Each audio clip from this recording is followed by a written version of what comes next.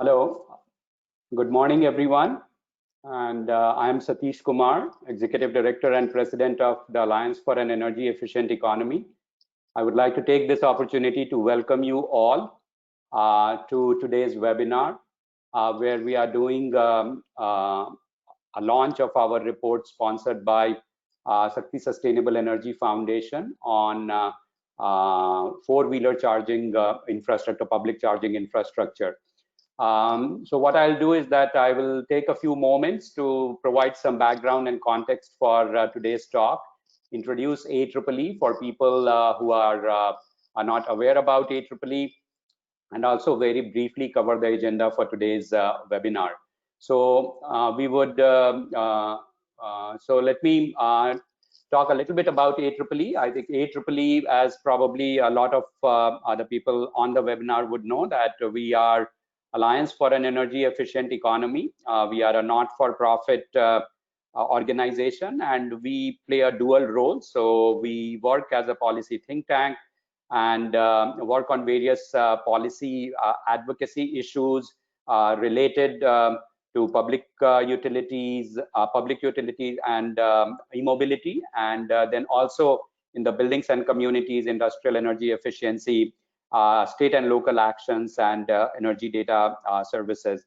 The other aspect that I just want to highlight is that we are also a market enabler. We are an industry platform for companies who want energy efficiency to be a core part of their business model, and either through appliances or equipment or through the services they are selling. And AEEE's vision is that we want to enable a responsible use of energy and transition to a climate resilient and energy secure future. Next slide, Shyamasis. We also take a lot of pride in being a very collaborative organization, and the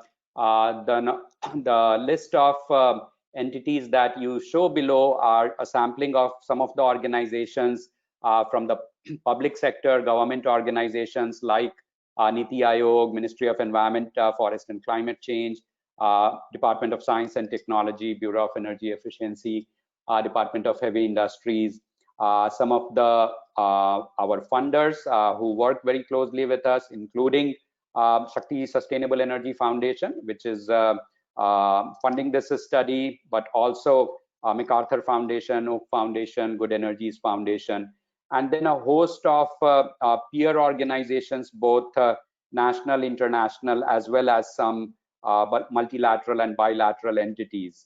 Shyamasis, next slide, please. So coming to today's seminar topic, this is a slide that gives a little bit of background about the work that AEEE has been doing in the fast tracking e-mobility implementation.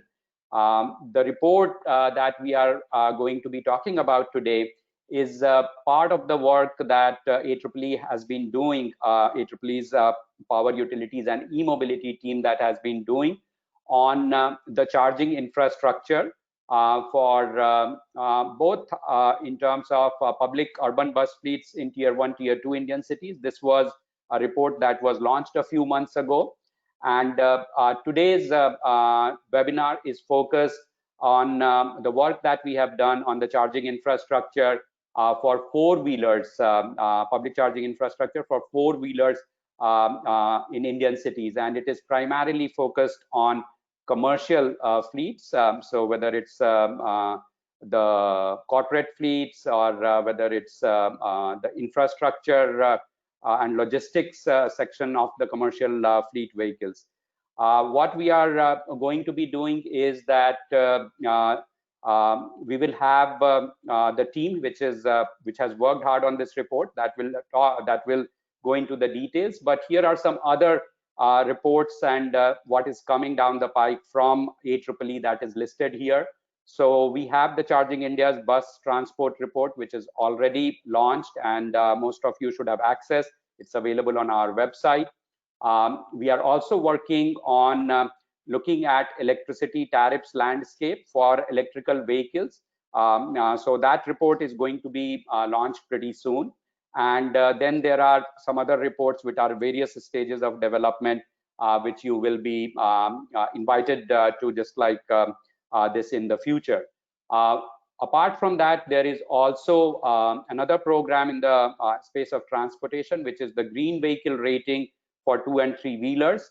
So we have done an inaugural version a couple of years ago, and we are working to update that, which will also include electric 2 and 3 wheelers this year.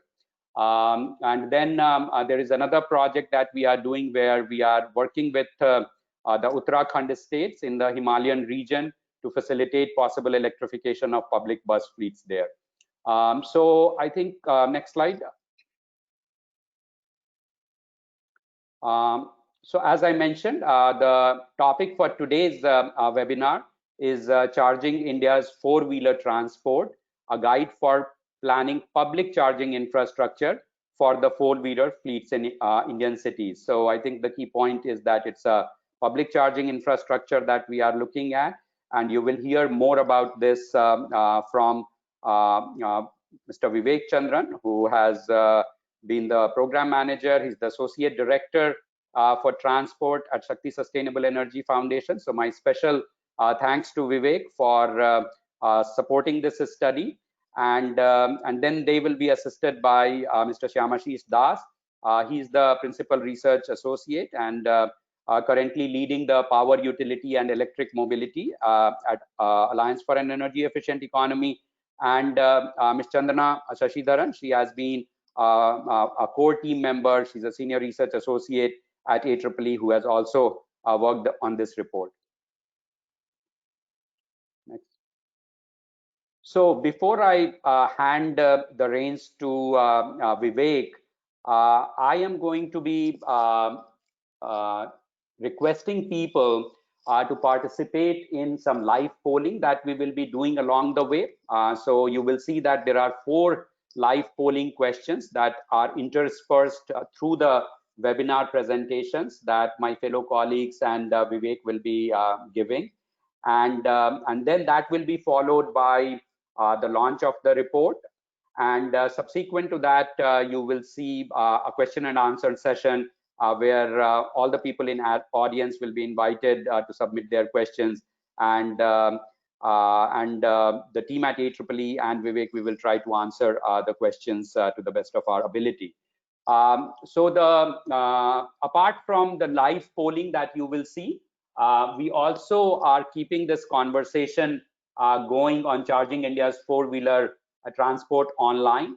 And there are polls, GIFs, and Mythbusters, and some report insights that you can access through AEEE's Twitter handle at AEEE_India.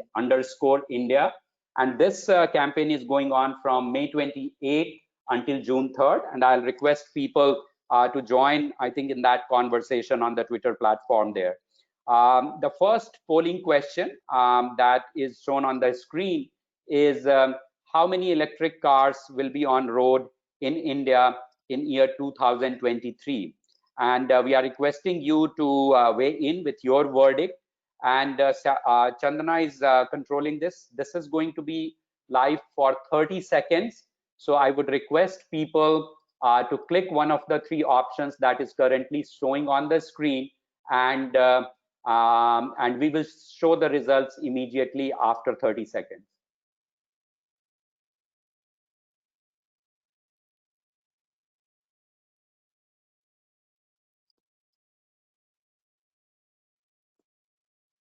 So requesting people to cast their vote because this poll is going to end in another 10-15 seconds.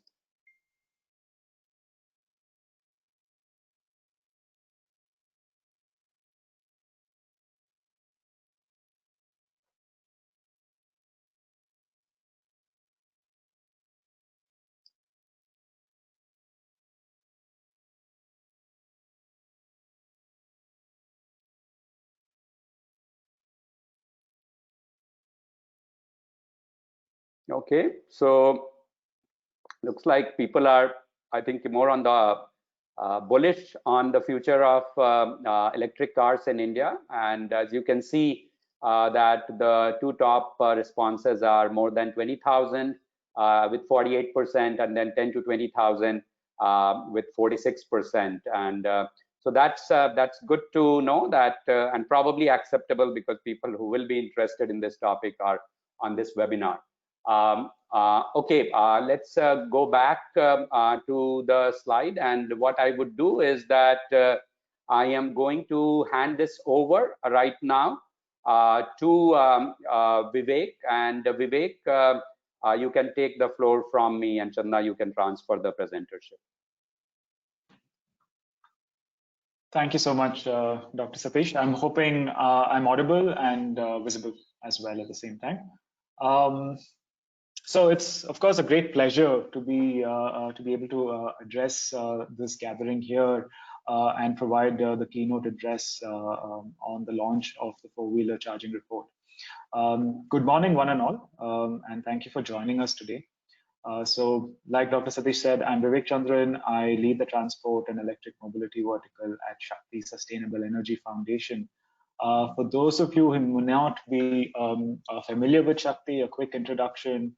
We are a re-granting organization based out of Delhi that seeks to facilitate India's transition to a clean energy future. We do this by aiding the design and implementation of policies that promote clean energy through clean power, energy efficiency, climate action, and of course, the topic of discussion today, sustainable transport. We collaborate with policymakers, civil society, think tanks such as AEEE and academia to ensure that catalyzing and transformative solutions are available and made available to India and our decision makers to ensure that we move forward to a clean and sustainable future. Our vision on electric mobility stems from these similar visions. It focuses on accelerating the deployment of electric mobility in India. And in this case, it also brings to us the immense benefits of the transition, which is on clean air and, of course, a reduced carbon emissions from the transport industry, from the transport sector in that sense. What this transition also provides India is additional benefits from the local condition itself, which is the reduced dependence on oil. And that brings us, of course, greater energy security and also a reduced import bill, which is extremely crucial for India to ensure economic stability in that sense. These values, I feel, are very akin to what our Prime Minister described recently as an Atmanirbhar Bharat. And that's something that we would like to also look forward to. Of course, there are many developments that provide context to this transition. And even during the Corona lockdown and the economic slowdown that we have seen, there have been several positive developments that give us a sense that this transition is certainly possible. If you look at news that's coming out of China and Tesla on having breached the $100 barrier for per kilowatt hour of battery, that's the kind of positive development that this transition is pretty much hedged on.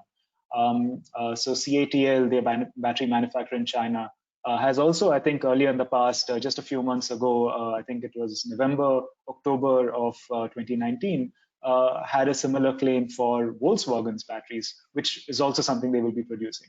So price parity is not too far. It may be just another year or so in terms of price parity, in terms of ICE versus EVs. And when you look at developments on four-wheelers itself, they are routinely, outside of India at least, routinely providing a range of 300 kilometers. 250, 300 is quite standard now in the market abroad. And several manufacturers who are traditionally ICE incumbents in that sense have made the pledge and are looking to completely transform over the next few years. So these are all positive developments. So when we look at issues such as range anxiety, that was to an extent traditionally spoken about as the biggest barrier that needed to be crossed. Nowadays, with also the presence of superchargers that can charge a vehicle within 20 minutes, at least up to 80%, you imagine that it's now just the availability of infrastructure, just the same way that we need refueling stations for vehicles. It's a similar problem. It's no longer a technological barrier. It's availability of infrastructure that is the barrier now. So therefore, I think it's a good way of also introducing to an extent our strategy to which AEEE is also working towards, which is to ensure that charging infrastructure is accessible and is easily available prior to this transition itself. That it is an important infrastructure that needs to be made available when the large-scale deployment of vehicles occur in our country. So AEEE, with this perspective, we partnered with AEEE in that sense to ensure that we can throw more light on this issue, also localize international cases, but given the Indian context of the stakeholders, the challenges that exist, and then provide insights on how this transition can be made possible. We looked at 4 different topics. I think Dr. Satish did touch upon it. We looked at buses, 4-wheelers, 2 and 3-wheelers, and tariff and discom related issues. To a large extent, these have been focused on commercial vehicles because we see those vehicles as the ones that are going to hit price parity first, and there is already interest, there's already deployment. We've seen several cases of successful deployment of electric vehicles in those use cases. So they're certainly the ones to be taken up first. And having said that, I think it's time I hand over to Shyamasis. But I think what also needs to be said is it's a pleasure to have worked with AEEE on this project. It's also important that we work with the stakeholders. Many of you who are part of this webinar at this point, and the information that you share, the insights that you share, are all brought together through work products such as these. So having said that, I think I wish you all the best for your work, and also I hope you enjoy this webinar today. I think going next, we have a poll that as well. So this is question 2 for today. So according to you, what is the biggest challenge for electric 4-wheeler deployment in Indian cities? I think the poll should launch anytime now. So is it the lack of suitable models, high upfront costs, or the lack of charging infrastructure?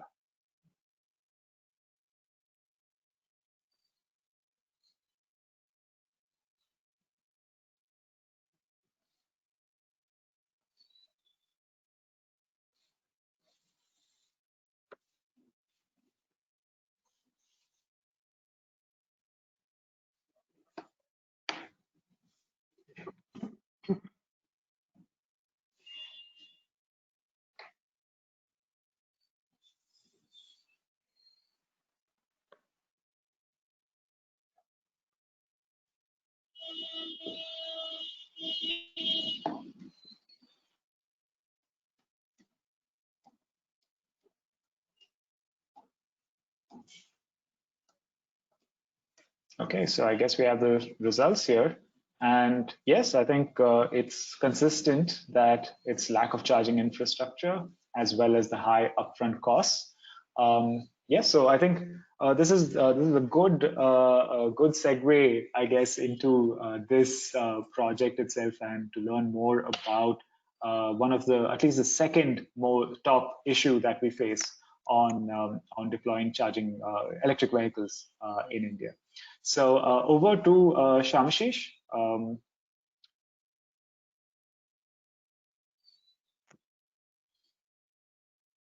Yes, thank you, Vivek. Thanks a lot. And I must say that, AEEE has got unflinching support and able guidance from Shakti team throughout our journey. And I mean, we are highly obliged to Shakti for supporting this research endeavor, and more research outputs are going to be released in the coming weeks or months, and all this have been possible thanks to Shakti's support.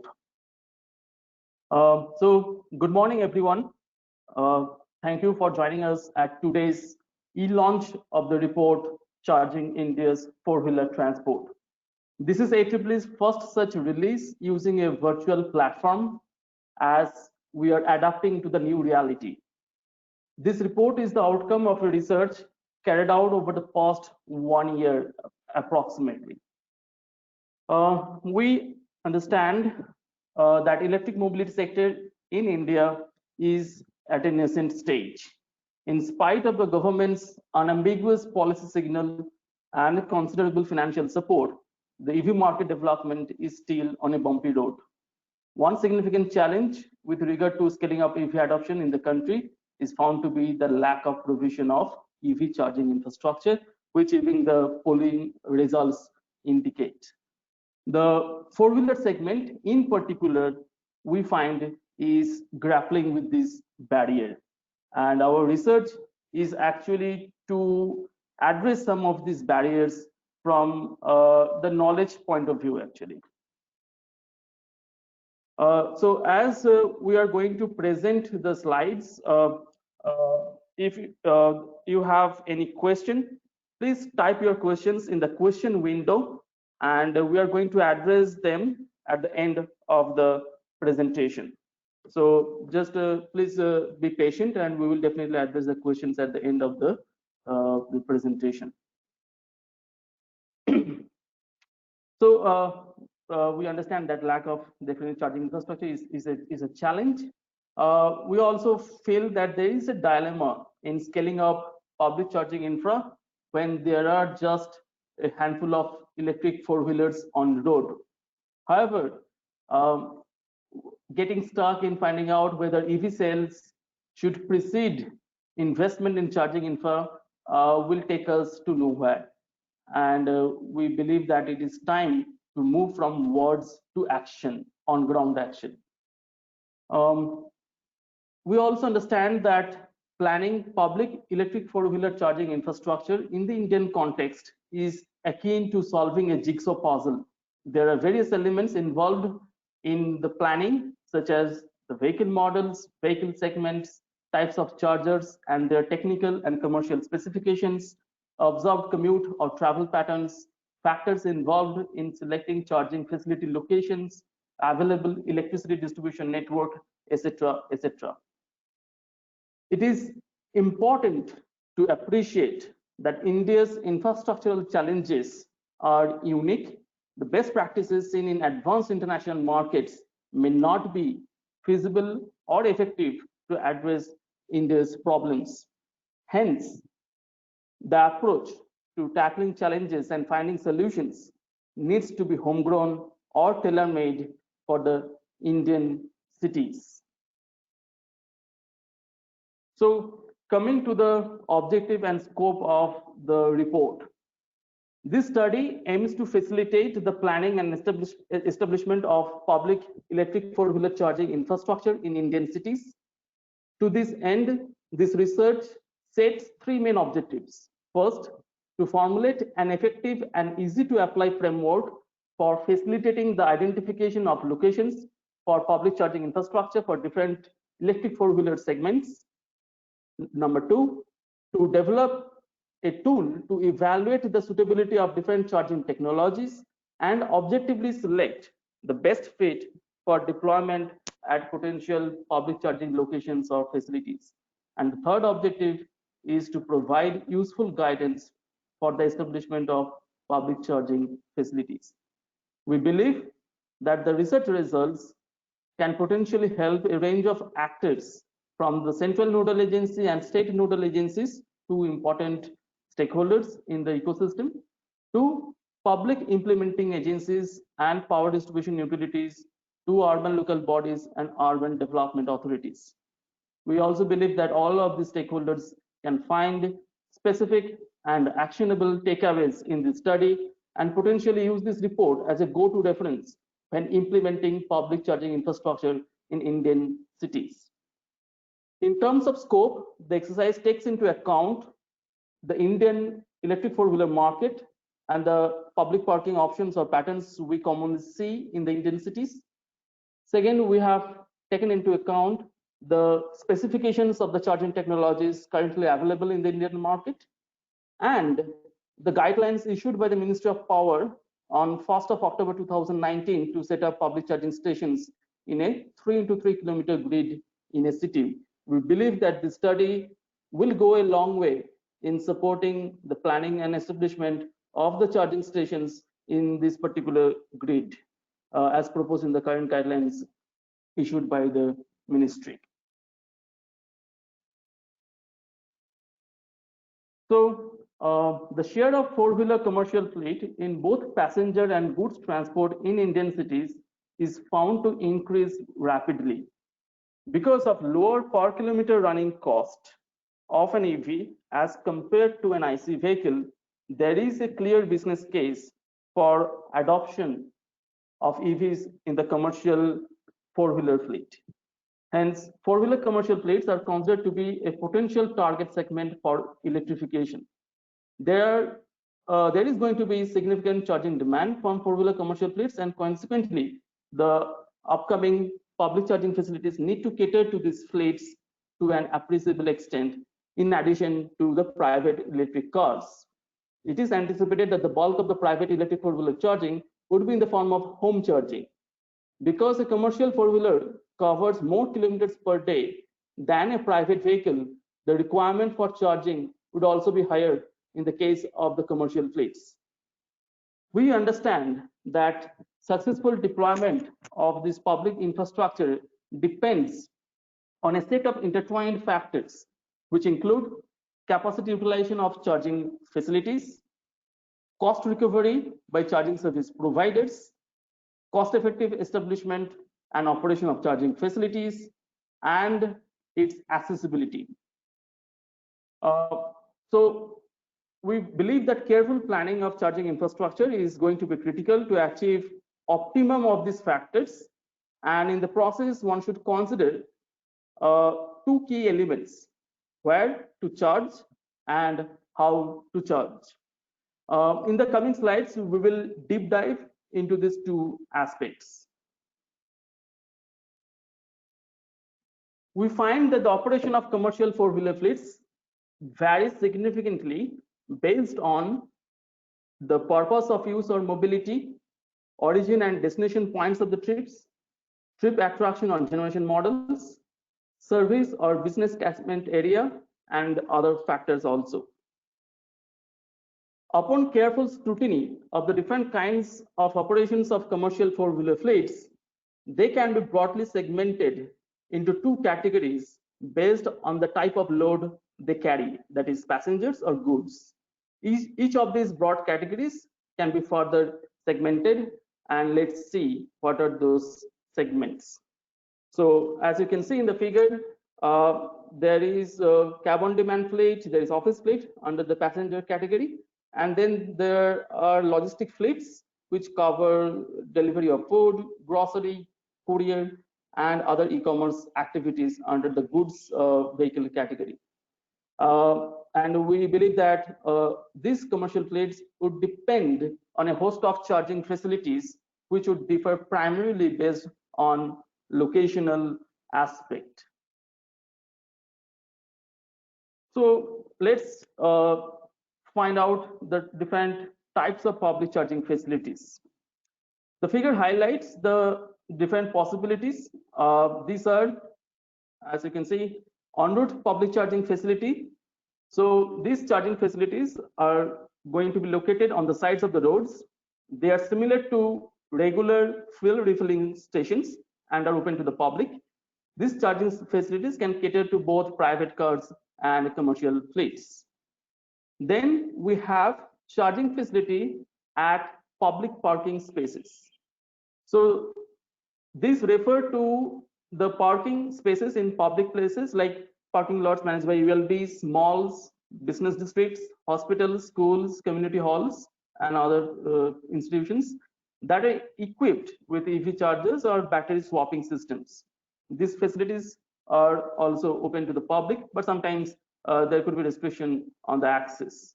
And also, these charging facilities can be of two subtypes. So one is off street and one is on street, actually, because we find that the two patterns of public parking, one off the street and one on the street, kind of. So the third category we find is the charging facilities within office premises. They are intended for charging the electric staff transport fleet. In addition, employees can also use these charging facilities to charge their private EVs. It is envisaged that a certain number of chargers would be reserved for use by the staff transport fleet. Other than these three types, there are also captive charging facilities, as you can see. But in terms of scope, the study focuses on the public infrastructure. We haven't examined the captive charging requirements. And also, I would like to point out that most of these charging facilities, the public charging facilities, would also fulfill the charging requirements of private vehicles, not just the commercial fleets. We know that understanding the customer choice is critical for any business, right? So charging business is no different as well. It is crucial for charging service providers to appreciate the preference of electric four-wheeler fleet operators. In this regard, we have carried out a stated preference survey with the fleet operators to confirm or demystify this important aspect.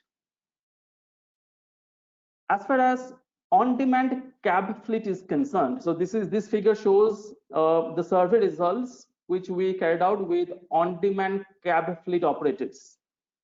So there is a clear preference for captive charging facilities over other public charging options.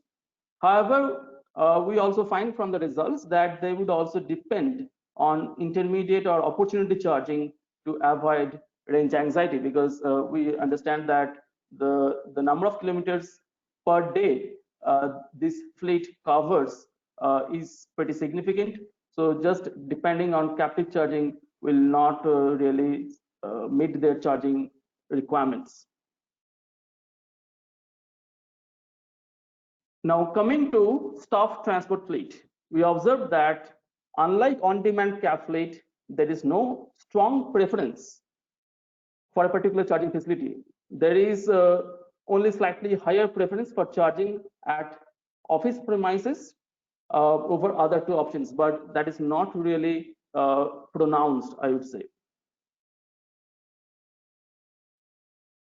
Now, in the case of logistics fleets, although there's a strong driver for electric four-wheeler adoption for freight transport in the country, there are no reported cases of electric four-wheeler deployment by logistics fleet operators till now, due to the current lack of suitable models.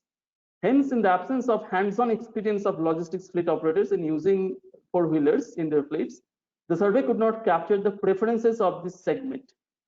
Considering that the adoption will eventually take off in this segment and has significant potential, the investigation through internal deliberation and using the same computational approach has arrived at a prediction of the segment's preferences. And this is the result. We anticipate that captive charging at logistics hubs would be the overwhelming preference. The support preferences for charging at on-road public charging stations and at public parking lots are expected almost at a par. It is important also to draw a contrast between charging service providers' thinking and the preference of fleet operators, whether their thought processes are aligned or not. This is important to see or to find out whether the infrastructure can meet the charging demand on one hand, and also increase the utilization of the assets on the other hand. The survey results show that preference for establishing charging stations at public parking spaces, within office premises, and at the logistics hubs are almost at the same level, as you can see. Setting up en route public charging facilities is found to be the least preferable option, and this could be attributed to the difficulty in finding space, along with the expected high cost of land rental in an Indian city.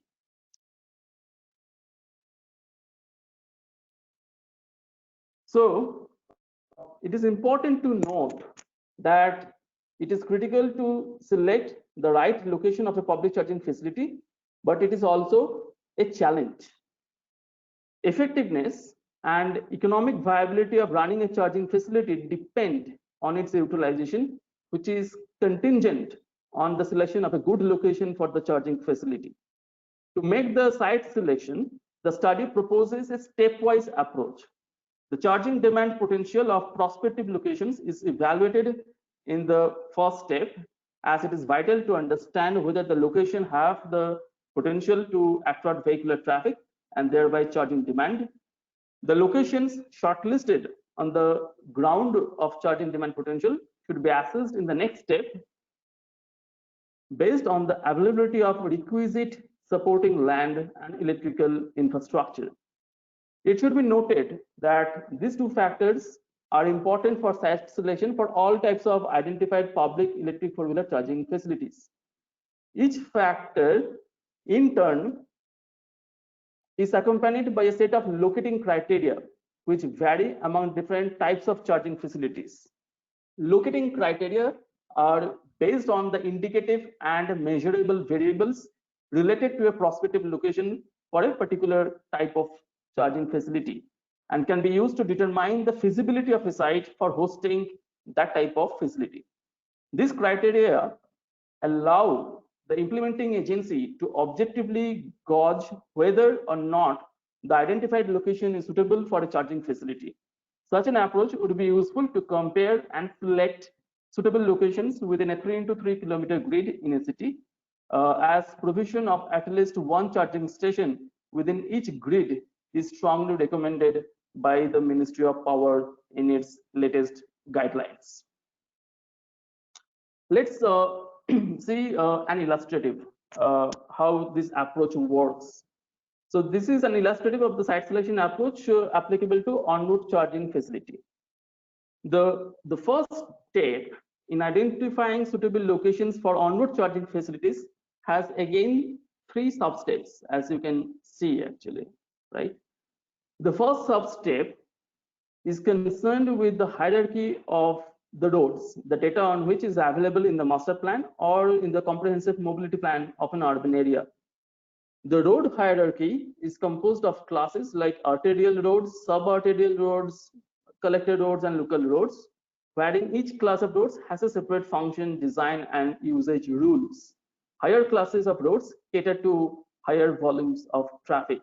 And we can see, for example, outer ring road, that's an arterial road that has a higher traffic movement than, say, a local road, say, across my locality where I stay. After checking the road hierarchy and selecting all locations that are abutting the roads of a desired class, traffic volumes on these roads should be compared. This is because there is a direct linkage between traffic volume and the potential charging demand. After this comparison, the proximity of the shortlisted locations to nearby traffic intersections should be evaluated, as well as the visibility of the locations from the adjoining roads. The proximity of location to a traffic intersection and high visibility indicate higher potential usage. The locations that satisfy all these criteria should then be evaluated further in the second step. Yes. So in the second step, we are going to look at the infrastructural availability. Infrastructure required to establish an electric four-wheeler charging facility can be again divided into two broad categories: electrical connections and land. In the case of electrical connections, two important aspects are the difficulty of getting an electricity connection and the reliability of electricity supply. In this regard, the approach considers the proximity of a location to the distribution equipment and the loading in the distribution network as the relevant indicators. So in case the loading data is not available, one can also consider power outage at the location as a proxy. The closer the location is to a distribution infrastructure, the lower the cost and time required to obtain a new electricity connection. The loading in the distribution network of frequency of power outages is an indicator of the available network capacity and supply reliability. Lower loading and minimal power cuts in the distribution network are necessary for a location to qualify as a suitable location for a charging facility. With respect to land, availability of adequate space for a charging station to cater to the estimated demand is an important locating criterion.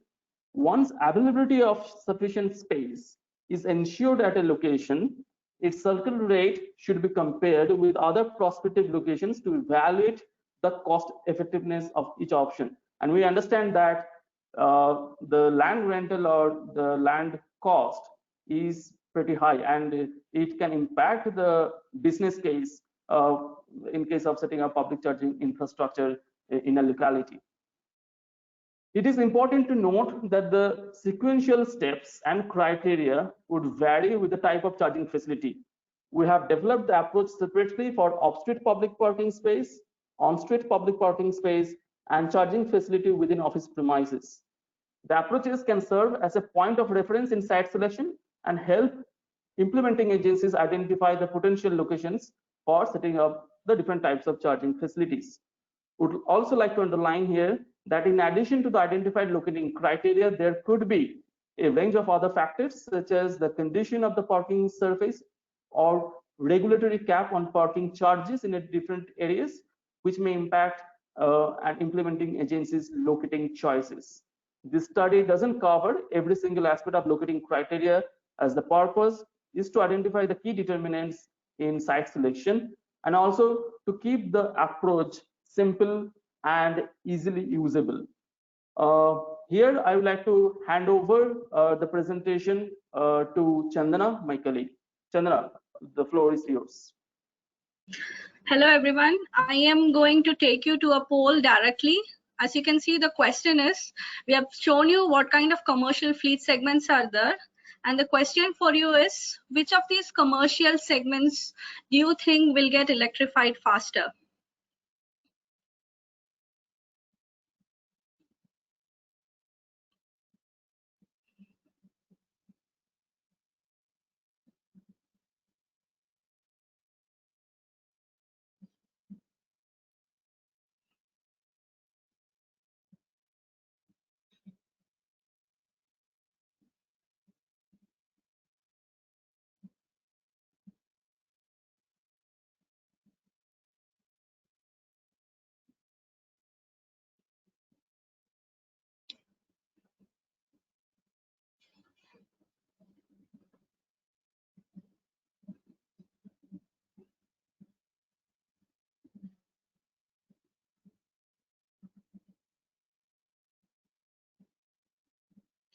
I'm going to close the poll now, and I'll show you the responses that we have received for the poll. It's actually really nice to see that all of you believe that the staff transport fleets and the logistic fleets have a huge potential to get electrified faster in comparison with the on-demand cab fleet. So I'm going to move on with my presentation now.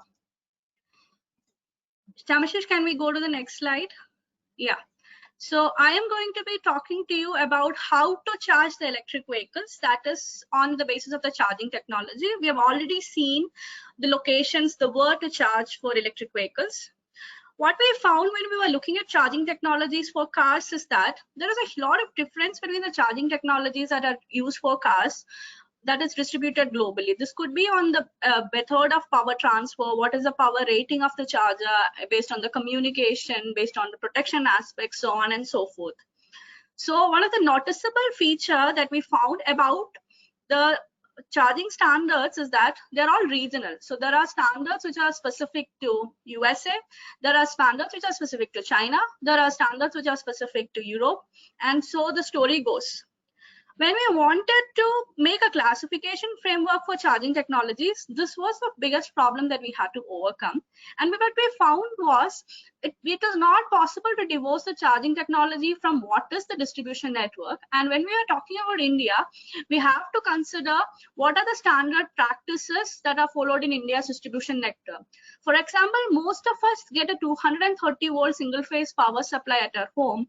And then when we go higher up, our distribution voltages are like 415 volt, 11 kV, 33 kV, and so forth and so on. So that is something that we had tried to incorporate into our classification framework. And the other thing that was most relevant for us is that what are the existing four-wheelers in India? This was a great finding for us because what we found was the Indian EV market actually has two groups of electric four-wheeler models. This is because we have a homegrown design for four-wheeler models, which is based on our Reva, our first electric car. And then what we found that those vehicles are different. And what is the difference? For them, the difference for them is that their battery voltages are actually lower than 120 volt. Hence, we are calling them as low voltage EVs. This is significant because when you are charging a battery, you have to match the voltage of the charger to your battery voltage. And we also have the new entrants which are coming. All of those cars which have been launched mostly after October of 2019, they are high voltage electric vehicles. They have a standardized drivetrain design, which is very common to the international models. And they all have voltages which are over 120 volt, typically 300 volt or above. So we are calling them as high voltage EVs. And both of them are different from a charging perspective. We can go to the next slide, Shyamasis. Yeah. So this is an overview of all types of charging technologies that are available for charging any electric four-wheeler all over the world. So firstly, how we can classify it is based on the method of power transfer. It could be through a wired connection, that is conductive charging. It could be wireless, that is inductive charging. Or you can actually take the battery out of the vehicle and replace it with a charged battery, that is battery swapping. Inductive and battery swapping, what we found is that they are in pilot stages or there are some trials that are going on, and they are very much cost prohibitive when you think in terms of today with respect to India. So you can actually see that with respect to our further evaluation, we are mostly focused on conductive charging technologies for electric four-wheelers. Nevertheless, we have covered them in detail with respect to some case studies in our report, which you can go and read in our report. Moving forward to the conductive charging, we can find that there are two types of charging. One is when you are supplying an AC power directly to the car. This happens when the car has an onboard charger. And what we find is we can actually classify it into three levels plus a special case that is for India. So the AC level 1 of charging is something that's popular in USA, and the typical output kilowatt level for it is under 2.4 kilowatt. And what is the most significant factor of it is like this is a charging that happens at 120 volt AC voltage, which is a common distribution voltage there in USA, but we don't have this voltage in India. With respect to the AC level 2 charging, which happens at 230 volt, which is the single phase power supply that is happening in India, we found that there are actually two possibilities of charging that can happen under this. So one is the type of charging which can happen under the 3.3 kilowatt. What is the relevance of this? This is the power that a domestic 16 ampere socket can provide. So this is a huge advantage, and this kind of matches the onboard charger capacity of some of the cars. So we classified it into two different levels, which is the AC level 2A, and then there is also an advanced level which goes from 3.3 up to 7.4, which is the AC level 2B, for which you actually need a specific EVSE, the charger supplier, to do the charging. We also found that globally there is also a level 3 for AC charging, which happens at 3-phase voltages, which is 415 volt and above, which actually gives us the ability to charge with AC much faster at higher powers. And this power could be as high as 43 kilowatt in India, because that's the highest you can actually go with 3-phase power, which is 415 volt and 32 ampere. India, we also have developed a special standard for charging, which is called the Bharat AC standard. The Bharat AC standard output is very similar to a level 2A, but we are classifying it separately because it kind of needs a level 3 input. It needs a 3-phase IC input, but it provides a level 2A input. And the difference from this and all other chargers is that this is a charger that can help support charging of 3 vehicles at the same time. Similarly, you move on to DC charging. DC charging happens when your charger is not on board on the vehicle. So we found that we can actually classify them into multiple levels. One is any charging which is happening under 50 kilowatt. Then the next major set point could be the DC level 2, which is the most common charging that we are seeing, which happens at 50 kilowatt and above. And then you have the superchargers that Vivek was talking about. Those chargers happen at 150 kilowatt and above. Now, the DC level 3 chargers are not applicable right now for the EV models that we have. These kind of chargers are very relevant for models like Tesla S, which has like 80 kilowatt battery. So this is a charging ability which helps charging of those vehicles pretty faster, under 20 minutes or 10 minutes. But right now, this technology is not relevant for India.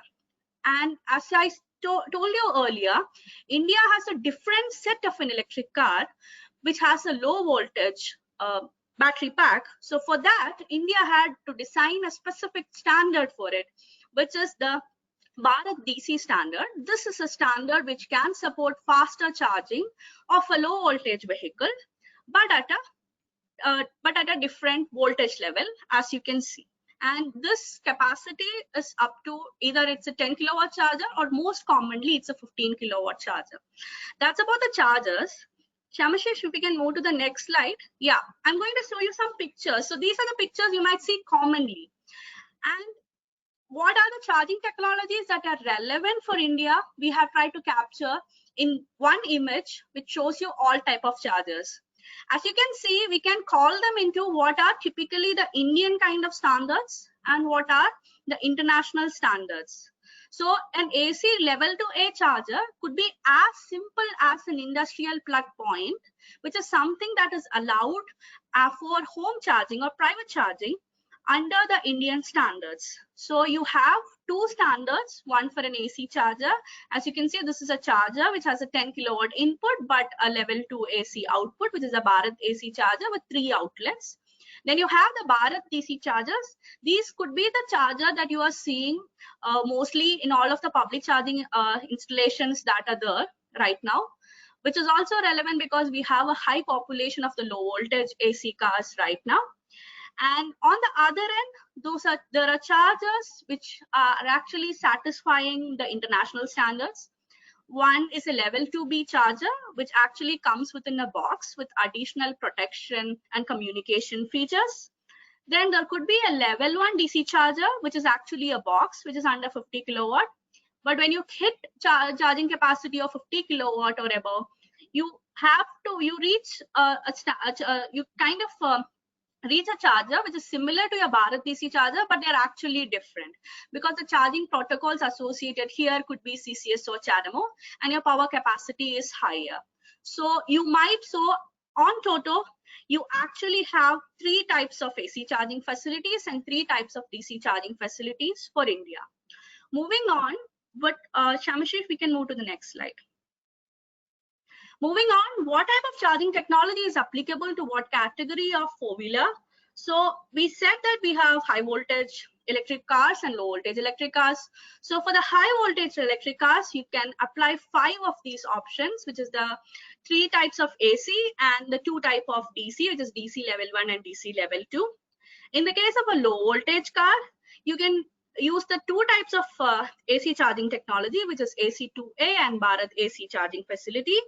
But the DC1 and DC2 is not applicable for them because obviously they have a low voltage, and hence you need a special type of charging technology, which is the Bharat DC charger.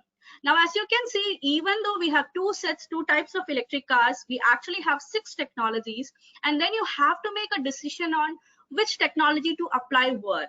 And the multiplicity of technologies actually make this best fit charging technology decision problem quite difficult. So what is the recommendation from AEEE? Shyamasis, we can go to the next slide. Yeah. So we are recommending to treat the charging technology selection problem as a multi-criteria decision problem. We are telling that there are trade-offs involved, as in like one single technology might not satisfactorily meet all of the preferences that you need. Hence, you need to build up a very practical logic and objectively decide which charging technology is the best. So there are a lot of multi-criteria techniques that are available.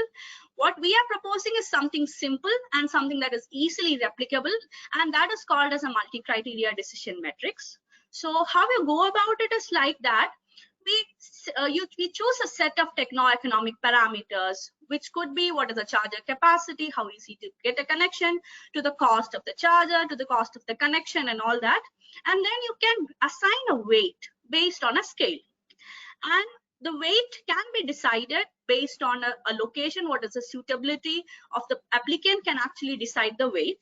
And based on the weight, we can rank the charging technologies against all these parameters. And the highest rank technology can give you, that is the best value, can actually give you the best value. And we believe that whatever technology has the highest aggregated rank qualifies as the best fit. So I'm going to show you an example in the next slide. So this is an example we tried for an LV electric 4-wheeler charging, and we have tried to match it against the charging facilities that we have set. So this is for a low voltage vehicle for an on-road public charging. As you can see, it has only 3 types of charging technologies which are applicable. And then what we have tried to do is we have tried to rank them. So we thought for an on-road public charging facility, charging time will be most important. So we have actually given it a weightage of 10, which is the highest possible weightage. And then we have ranked the chargers according to the time. As you can see that the Bharat DC charger is something that can provide the fastest charging. So it has obtained a rank of 3. Whereas the charging level for the AC2A charger and the Bharat AC charger is quite similar. So there it have received a rank of 1. And the rank is multiplied by the weight to obtain a combination of a weighted rank. And then against every other criteria, which is the land requirement, how easy is it to get an electricity connection, what is the cost of the charger, and the cost of the electricity even, all of these factors we have given some weights and then calculated the ranks. And as you can see in front of you, we have found that for this particular application, the Bharat DC is the best possible charger technology that we can use. So we have evaluated all the best fit charging technology for all 3 types of public charging facilities that we have talked about in our report. And in every case, since the LV technology and HV technology have different sets of chargers that are applicable for them, we have tried to bring that also into the picture. And please check our report to see how all these MCDMs are brought out, though I will show you the final results that we have found out in the next slide. So this is what we have found for a HV vehicle. For an on-road public charging facility, the best charger according to us is the DC level 2 charger, which is a 50 kilowatt charger. We have already seen the case for an LV vehicle in the example above.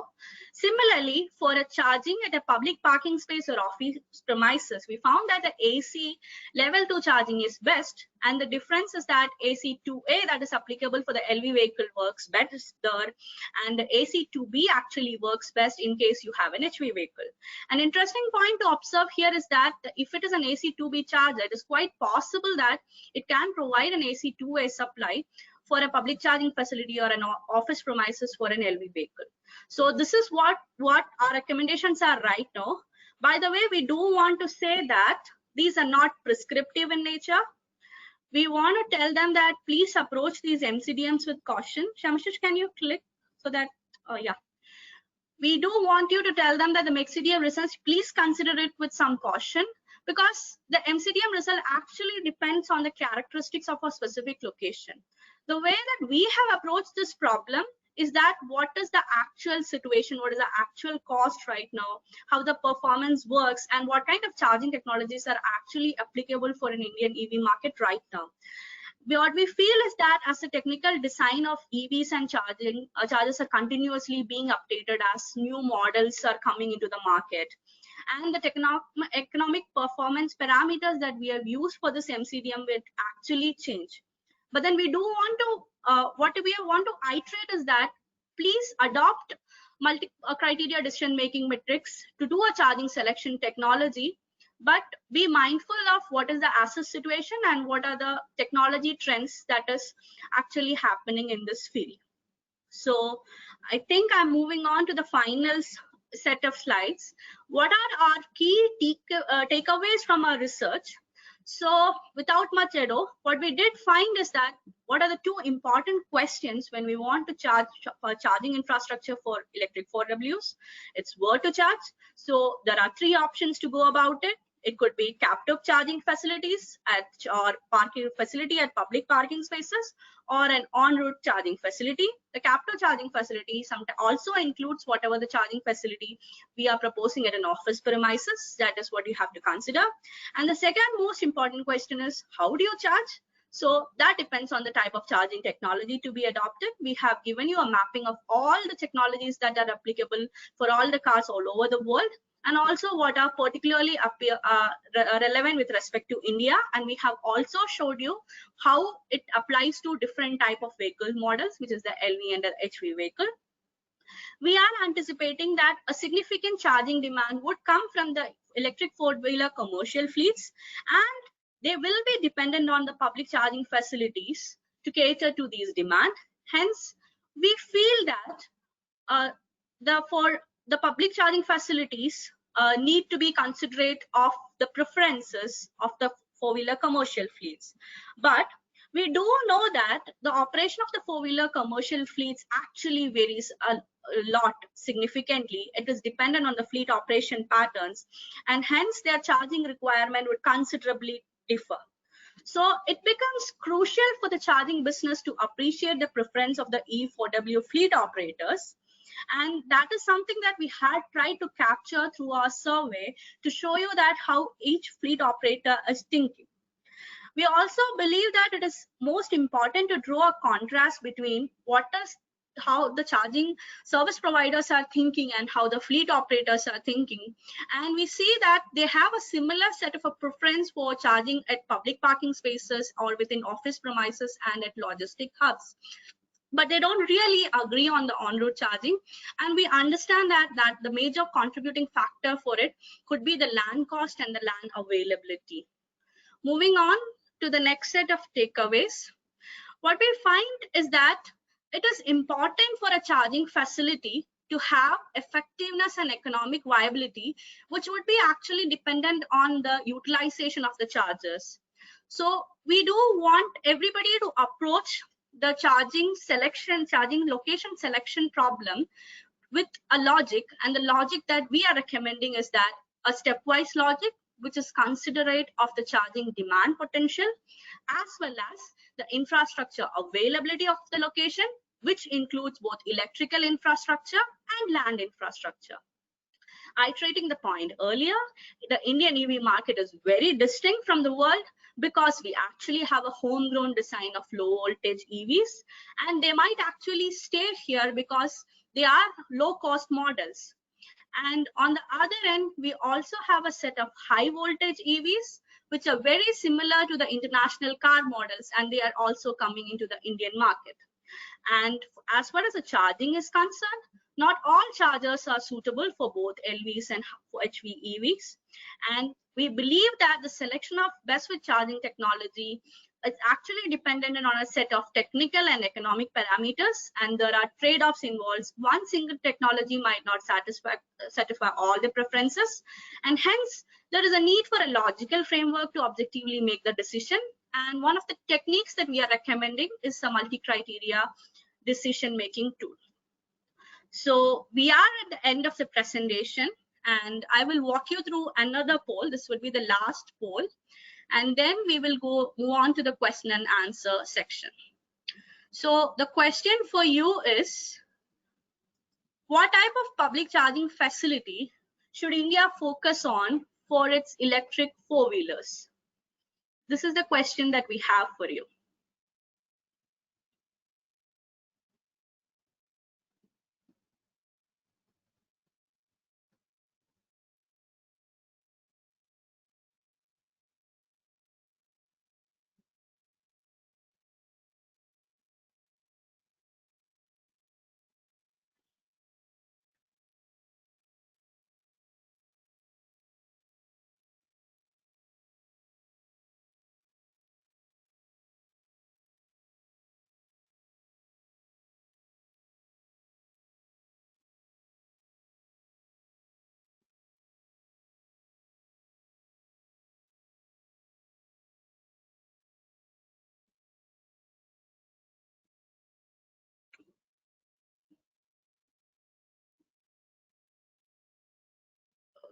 I'm showing you the results that I've received. This is actually interesting.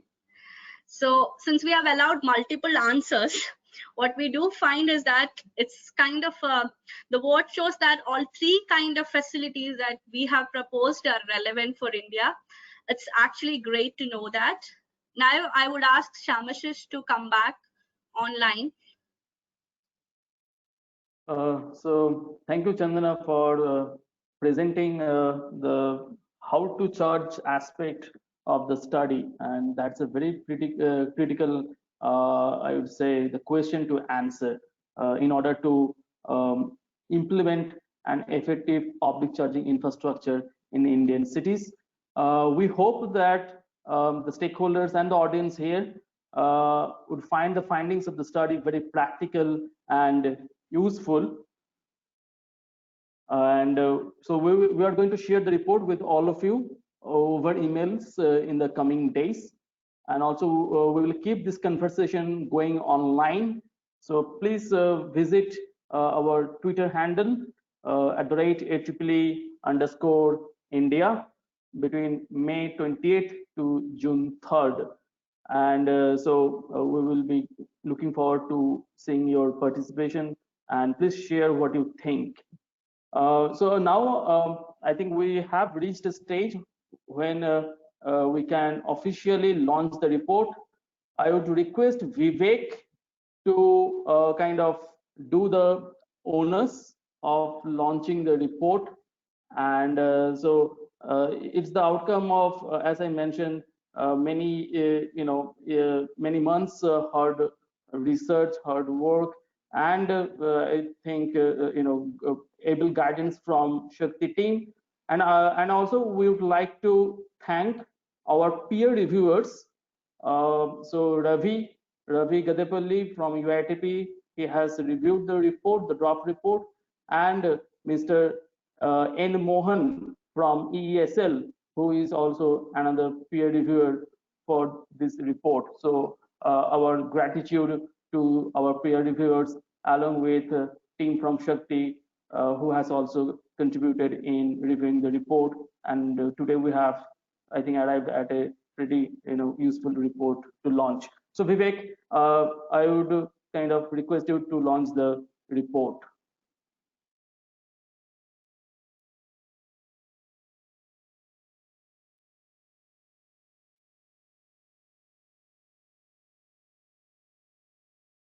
So it's already in the public domain. It's it is already web hosted on the AEEE website. Let me just quickly browse through the report and see the look and feel of the report.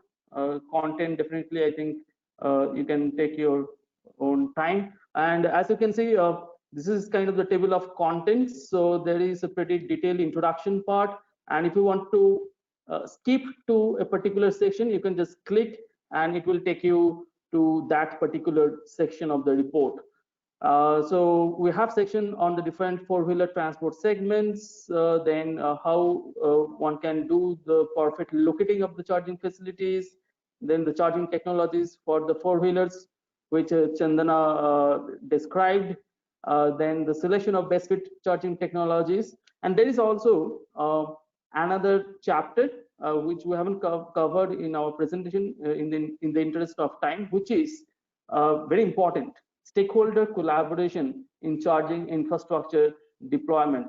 So let's see just quickly, so here we have kind of highlighted the different roles of the actors in implementing on ground the public charging infrastructure.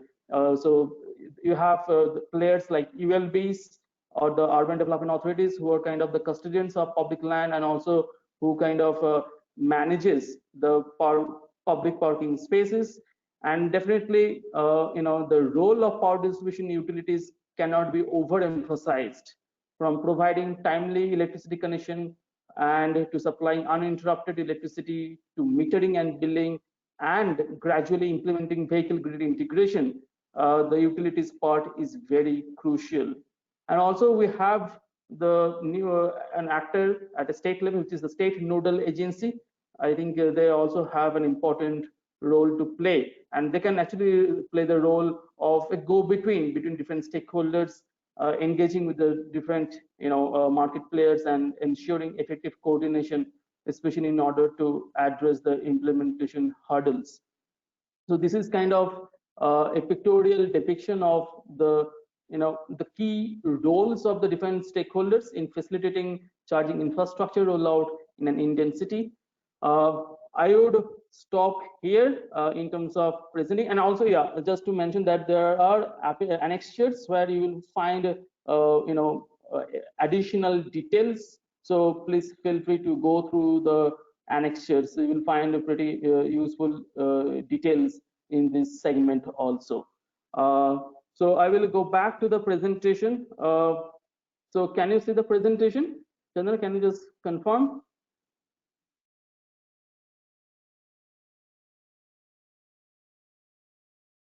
Hello, Chandana?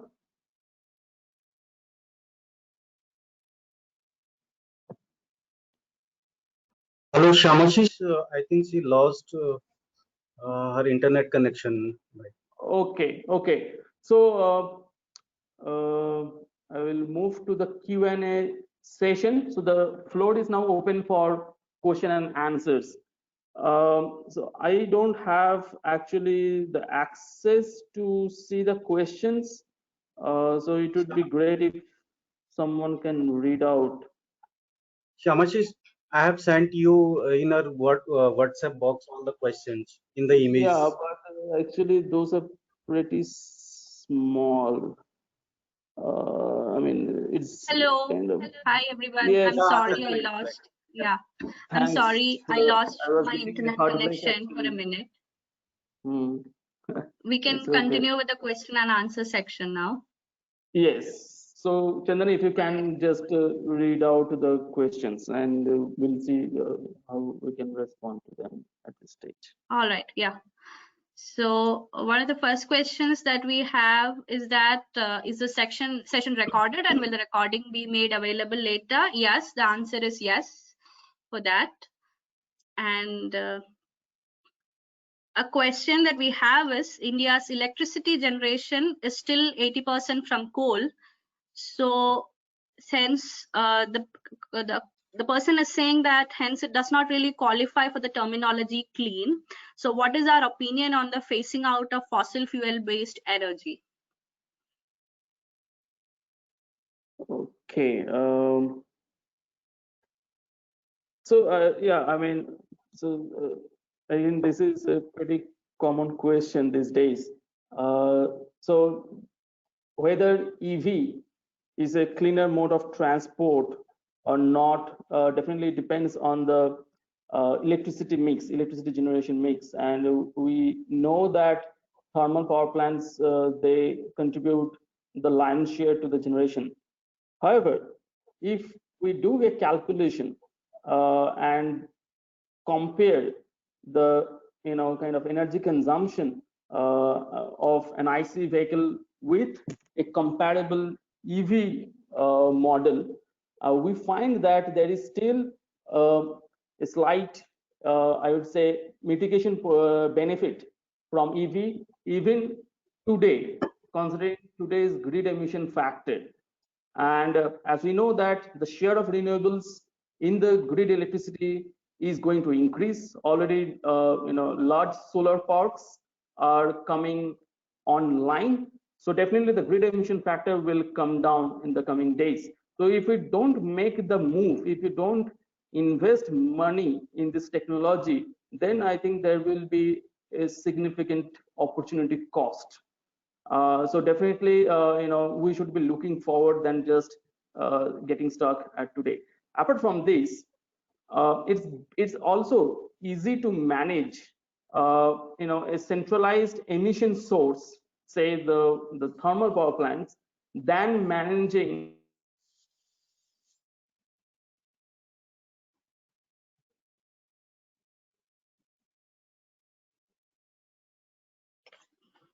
Shyamashish, we have lost your voice. both criteria pollutants as well as GHG emissions, actually, from the power plants.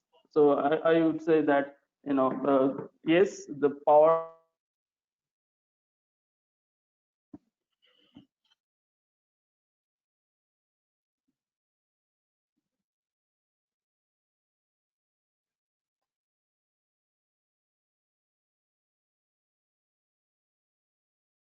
Hello, Shyamashish, we seem to have lost your voice again.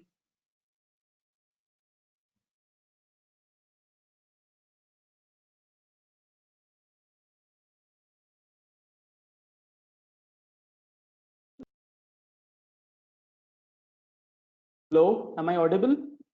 Yeah, you're audible right now. Okay, so was I audible when I was responding to the question? Yeah, I think we could hear most of it, but I suppose in the element of time, we can move on to the next question. Okay, sure, yeah.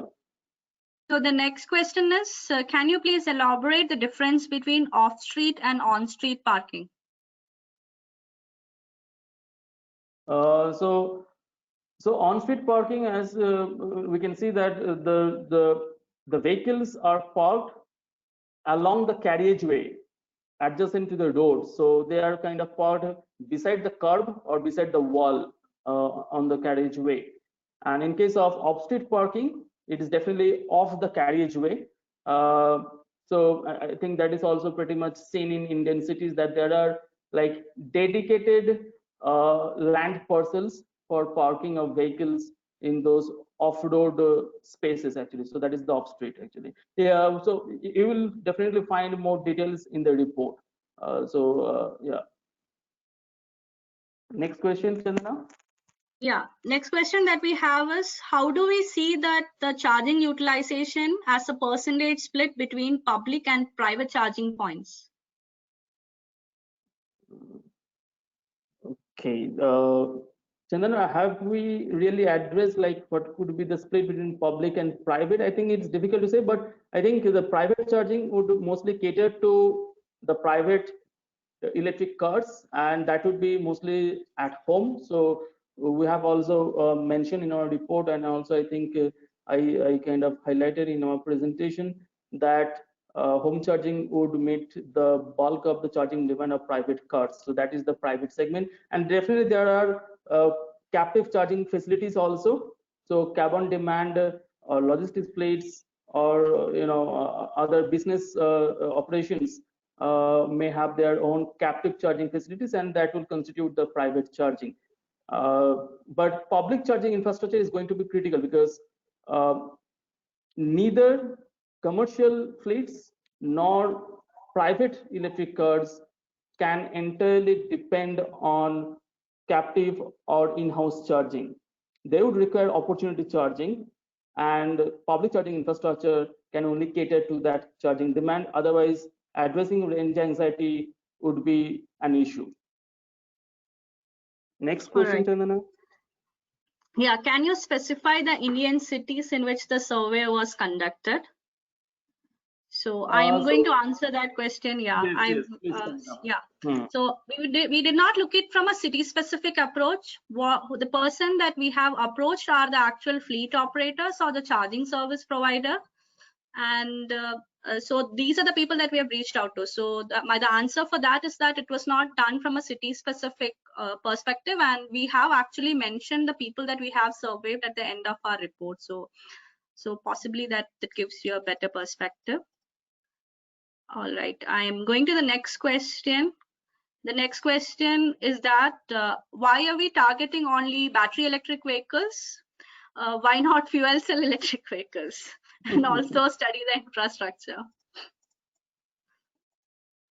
I think, okay, just in short, it will take time for the Indian auto market to move to fuel cell technology, because already, we see a bit of traction in EV adoption, and going straight to fuel cell technology, I think that's a bit far-fetched at this point of time, actually. So that's why we haven't considered in our report. And also technologies are evolving pretty fast. So if we make an observation today on a very futuristic technology, that may not be really helpful from the point of view of implementation. So definitely AEEE would consider doing a study on, say, charging of fuel cell cars and how they can be kind of suitably deployed in Indian cities. But yeah, we will definitely consider that. Next question, Chandana. Yeah, so they have asked what type of charger are used or suggested for India based on electricity supply. I think we have provided our recommendation straightforward against every word to charge location basis. So I suppose our presentation as well as our report answers that question without us having to delve into the details. So I'm going to move on to the next question. So the next question is that what are the chances that India will adopt fast charging for public places or on-route charging? Chandana, you can take it. So okay, I'm not sure if we should be answering these questions. We believe at least for on-route charging facilities, fast charging as in the DC level 2 charging as well as the Bharat DC chargers would be important based on whatever vehicle types you are going to have. But for the public parking spaces, our recommendation based on our understanding is actually the AC level 2 chargers, either level 2A or level 2B. So, and as for the chargers, we truly believe that at least charging in public parking spaces would pick up so soon in India, considering the land availability and land cost problem. But we do hope that the on-route charging facilities will also pick up. Moving on to the next question. Can you explain the voltage and current level for AC level 2A? Okay. So the voltage for AC level 2 is actually 230 volt. The difference is in the current. For example, a typical domestic charging outlet, or not charging outlet, domestic power outlet is either rated 6 ampere or 16 ampere. We are considering the 16 ampere power outlet as a max here. So that is why the limit for this is actually at level 2A is 16 ampere to 30 volt, that is 3.3 kilowatt. And for level 2B, you double the current, which is 32 ampere, which is also the capacity of the most dipole current interrupters that you find in the market because they are commonly used. So that level corresponds to 7.4 kilowatt. That's the answer for that. So the next question that we have is that don't we think that the technology should just follow the adoption of the vehicles as they are launched into the market? The person is suggesting that India would probably be moving towards more high voltage charging models as more and more international models are coming to the market. So I think the market will decide. So all of us understand that Indian market is a bit cost sensitive. So as Chandana, I think, mentioned in her presentation, that the adoption of low voltage EVs are found to be higher than high voltage EVs. But I think as the EV market matures and as people see value for money in purchasing EV, then definitely I think they will gradually shift to high voltage EVs or the most modern electric vehicles which we see in international markets also. But I think that will take time, and let's see how the market plays out. Actually, it's difficult to kind of recommend or predict today. Yeah, I think we can take time to answer one last question, which is based on the price bandwidth for the chargers. Have we considered as part of our study? Yes, and the details for every type of technology that we have discussed are available in our report, and the price bandwidth that we are mentioning is based on our consultation with stakeholders, as well as referring to secondary literature if those chargers are not available in India. So I think we are at 12:30. Yes, so I think this is kind of the cut-off time of today's e-launch of our report, and our appeal to the stakeholders, to the audience, that please go through the full report. We have also an executive summary of the full report to kind of save your time, and you can just quickly refer to the executive summary also for some key points or takeaways. So thank you everyone for making out time to attend today's e-launch. To me, this is my first of a kind experience in launching an output on a virtual platform. Could be also applicable to yours case. And also my heartiest thanks to Vivek for supporting the research work, for making out time to attend today's webinar, and also to Dr. Satish Kumar, the President and Executive Director of AEEE, to kickstart today's deliberation. And last but not the least, the rest of the team, which includes starting with Chandana. She is the brain behind today's program. So the success, actually, kind of the credit goes to Chandana and our communication team, led by Mrs. Ipshita Banerjee and her team, Nikita, Sanjay, and Bhairavji. So thank you for your support, and I hope everybody has find the deliberation fruitful. And moving forward, let's see, we are open to further suggestions. We will also share a survey questionnaire with all of you, and to seek your inputs, so that in future research we can improve our work, or consider in our next research in the scope. So thank you everyone. Stay safe, stay healthy. Goodbye from now. Yeah, I request all the panelists to come back online through their webcams, because we do want to get a screenshot. Okay. Shyamashish, I also want you to go back to slide number 33. Okay, sure. This one? Yes. Nikita wanted a screenshot, actually. Yeah, sure. Thank you so much, everyone.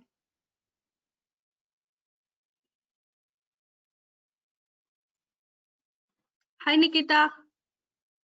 Just let me know once you have done the screenshot. All right. Thank you so much. We're done. It's done? Okay, great. So yeah. Thank you everyone for the support, and let's catch up later. Thanks, Vivek, and thanks, Shyamasis, thanks, Chandana, and thanks to the entire cast at AEEE. Great job. Bye-bye. Bye. Thanks, Satish. Thanks, Vivek. Thanks, everyone. Bye. We'll catch up. Yeah. You can leave now. I'm admin. I can't leave. Okay, right. Yeah.